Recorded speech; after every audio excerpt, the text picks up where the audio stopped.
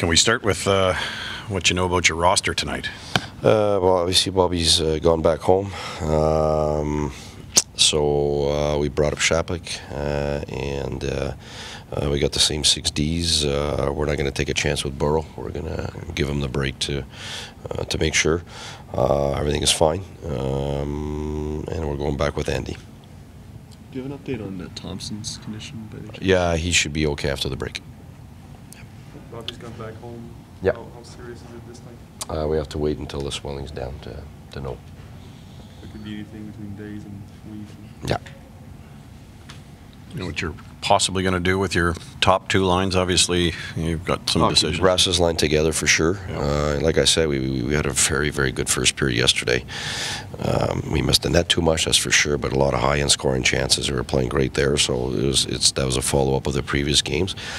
Since everybody was there except Thompson, you know, our top 3 lines were looking real good together.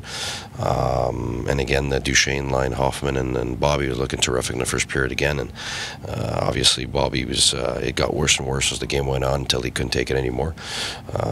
So you know, in the second period it was hurting him, and in the third period he just couldn't do it. So because of that, I think we're probably going to keep Duchesne with Hoff and fill that hole and give the kid a chance at Whitey, so that we don't have to touch Pager's line, who's also has chemistry. So try to disrupt the lines the least possible. Obviously, Thompson's not there with Burrows and Jamon. It's going to be Schlappick there, and then we'll see from there what kind of matchups they want to give us and how the guys can handle it, and we'll go forward from there. You get a break at Christmas, you get a break at the bye week, and you get a break at the All-Star break. What do you think of all the breaks? Do you like them, or? Well, I wish we had a break when we were a month on the road, though. That would have been the best break. But you know what? I've been in Europe. You got a lot more breaks than that. So I think breaks are sometimes they help you, sometimes they stop your momentum, sometimes they give you one, sometimes they give you a free mind. So it really depends on circumstances. And if we can get a break and get players back, I think that's what it's about for us right now. Bobby, give time for Bobby to heal, for Borowicki, for Thompson, those guys. It's really big on our team. You know, we can't afford to lose some of those good players and expect to continue with the same rhythm. And so right now, getting those guys back would mean a lot for us. Just Broussard was saying earlier is they couldn't find an answer last night, and considering how things had gone the previous 2 games for your group. Well, we started the same way. We definitely could have had the same type of start. And just the second and third goal deflated us a little bit, and we kicked back, you know, 4-0, you know, trying to make the goalie switch and seeing it right away. You know, our guys had some push, so 4-1, 4-2. But then, you know, we sabotaged ourselves. We put a puck in the stands and had to kill and got scored on it, and that kind of put a nail in our coffin there. Because I think we were ready for another push again. At 4-2, you could see it was there, and the guys were willing. And you know, but you know, once you get down by X amount of goals, at some point, it hurt us a little too much there. Why Anderson tonight? Was there a tough call there at all? No, I mean, if Condo would come in and would have looked great, and you know, we could have considered that, but you know, that wasn't the case, and so I think get back in there and get it back. When the team finds itself where you guys are, where obviously no one would have expected, I mean, what kind of message do you give to the players? You have to change the way you say things to them, or? Well, we won the 2 previous games, and we look great. And we looked great in the first period yesterday. For me, it's a day-to-day thing. It's not a big picture, look ahead in 3 weeks or look behind a month or 2 months behind. For us, it's a day-to-day thing, and we're playing Toronto today. We're on a back-to-back. We need to manage it a certain way, and what we need to happen is, for sure, what we saw in the second period. Again, our second period's got to be better from everybody, goaltending, defensemen, and forwards. Our second periods have hurt us big time this year. And right now, that's our main focus. We've had some really good first and third periods, and our seconds killed us most of the time. We talked about it. We knew exactly what we wanted to do for the second period yesterday, but it didn't happen, and we got to focus on that. That's where it's about for us right now. Was there one particular main issue with the penalty kill last night, or fundamentally were you mixed up, doing things wrong? Well, one goal shouldn't have gone in straight. The other 2 were played fine around, but inside they were quicker than us to get to those rebounds, and those rebounds can't be allowed to become second shots. Period. That's it. And I said the last goal on Kane's goal. I mean, there's no reason for us to pack it in there. We got to challenge them. That's it. We just stayed too passive on that one. But to be honest with you, by that time, there was no game, and you know, I think the mental part got a little weaker and weaker, and the third period really wasn't a good one, and it was a mental breakdown from our second period.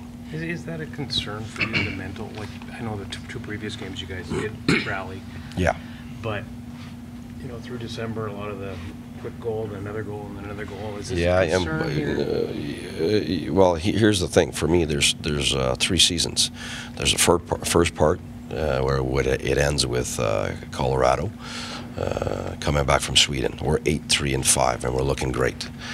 Then we got injuries, and we got, you know, big trade, trying to rearrange guys, and we were 1 month on the road, basically. And that's what killed us. We were 1-10. We didn't survive that month on the road, and the circumstances that we had through that month.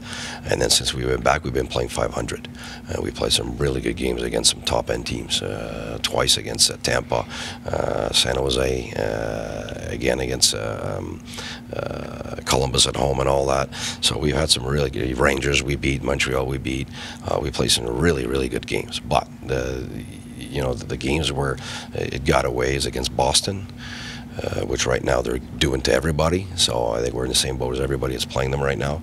But those 3 games, including yesterday, they get away because in that second period we give away too much, and mentally we weren't strong enough to battle back like we've battled back on some other games. Is it on the players to kind of rally to each other? Like when you get 1 goal and 2 goals? It's always a team thing. I mean, yesterday I know some people wanted me to point some fingers at some individuals, and I don't want to do that, and I don't do that.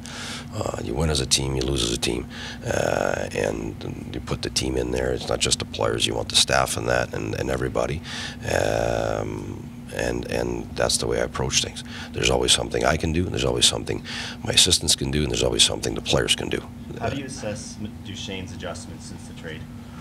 Well, you know, I always found that trades for, you know, third liners, fourth liners are much easier because they don't have the same pressure. They come in and they fill holes, and when you're a top end guy, it's always tougher. If you look at guys who are traded trade deadline for high end guys, it takes a while before, because they, first of all, they get the pressure of performing right away. Everybody's expecting them to be great, and usually they take somebody's spot, and then you got to reshuffle things around.